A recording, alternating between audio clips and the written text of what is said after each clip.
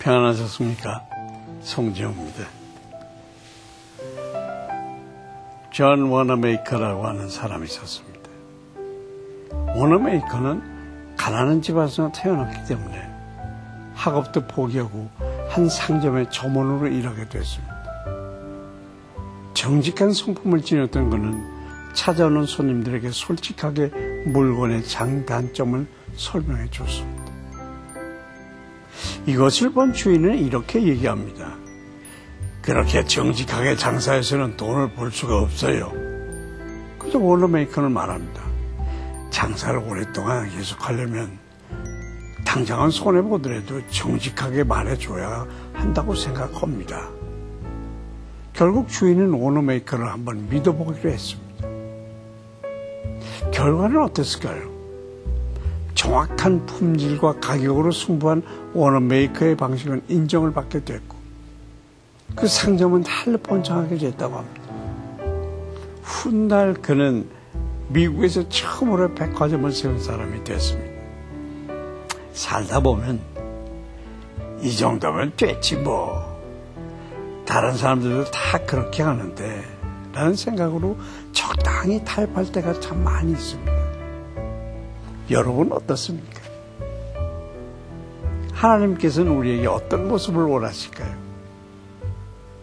말씀 함께 묵상하시면서 생각해 보시도록 하시죠.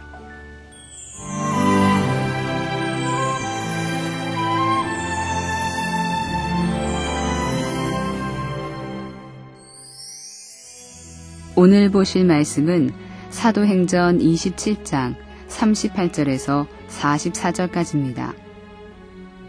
배부르게 먹고 밀을 바다에 버려 배를 가볍게 하였더니 날이 새매 어느 땅인지 알지 못하나 경사진 해안으로 된 항만이 눈에 띄거늘 배를 거기에 들여다 댈 수 있는가 의논하도 닻을 끊어 바다에 버리는 동시에 키를 풀어 늦추고 돛을 달고 바람에 맞추어 해안을 향하여 들어가다가 두 물이 합하여 흐르는 곳을 만나 배를 걸매 이 물은 부딪혀 움직일 수 없이 붓고 고물은 큰 물결에 깨어져 가니 군인들은 죄수가 헤엄쳐서 도망할까 하여 그들을 죽이는 것이 좋다 하였으나 백부장이 바울을 구원하려 하여 그들의 뜻을 막고 헤엄칠 줄 아는 사람들을 명하여 물에 뛰어내려 먼저 육지에 나가게 하고 그 남은 사람들은 널조각 혹은 배 물건에 의지하여 나가게 하니 마침내 사람들이 다 상륙하여 구조되니라.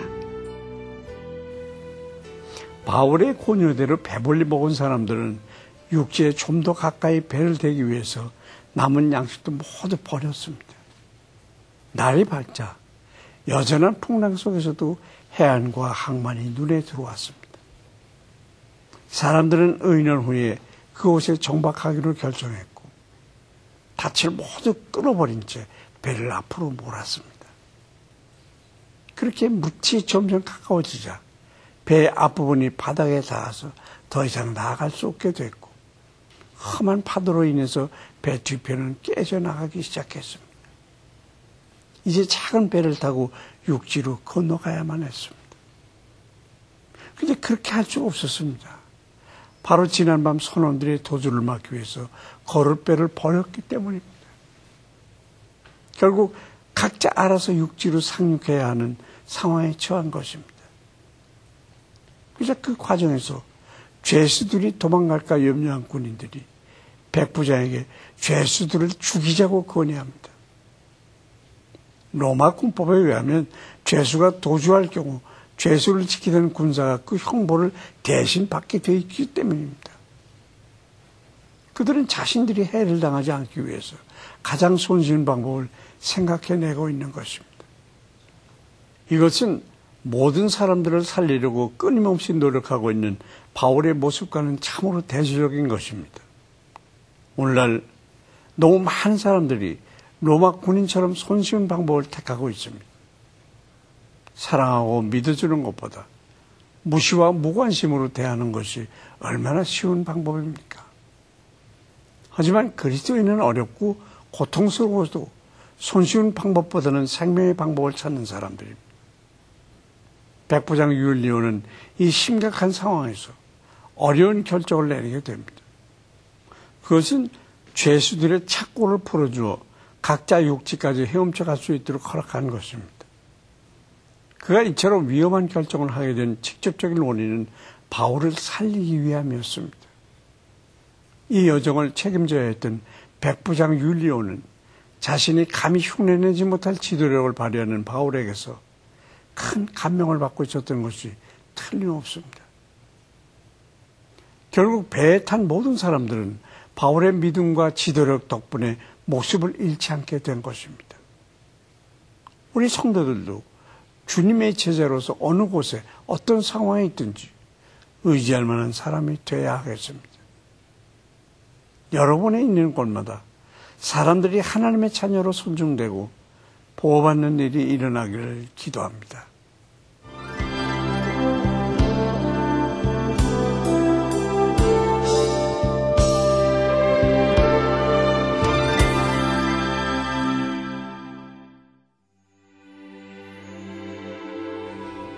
사랑과 자비가 풍성하신 하나님 아버지, 오늘도 귀한 말씀으로 은혜 주시니 참으로 감사드립니다.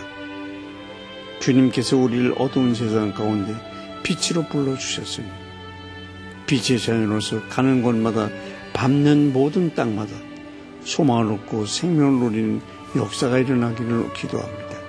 학대받는 사람들이 보호받을 수 있도록 우리를 사용하여 주시옵소서. 예수 그리스도의 이름으로 기도합니다. 아멘.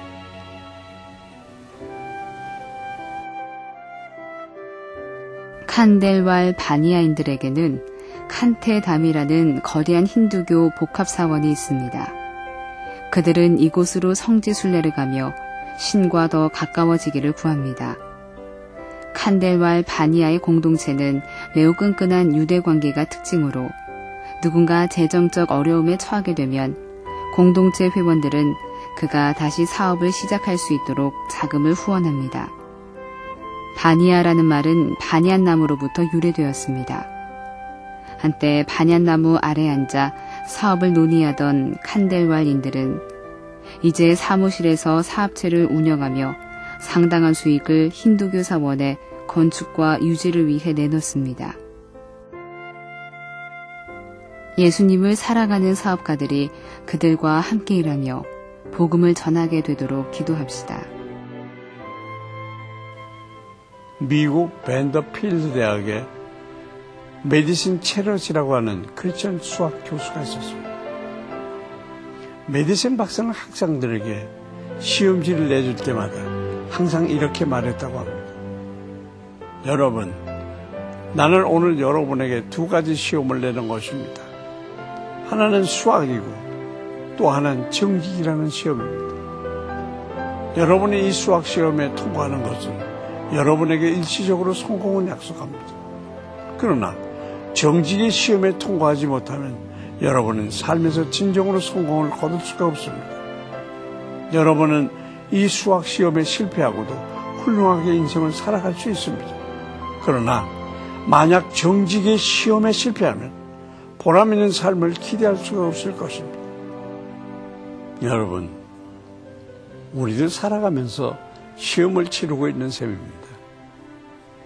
지금 여러분의 답안지에 무엇을 쓰고 계십니까? 다른 무엇보다 정직한 땀방울과 노력을 충실히 써내려가도록 합시다. 그렇게만 한다면 주님께 인정받고 칭찬받는 100점짜리 인생이 되지 않을까요? 송재열 귀티동에 올려서 마치겠습니다. 감사합니다.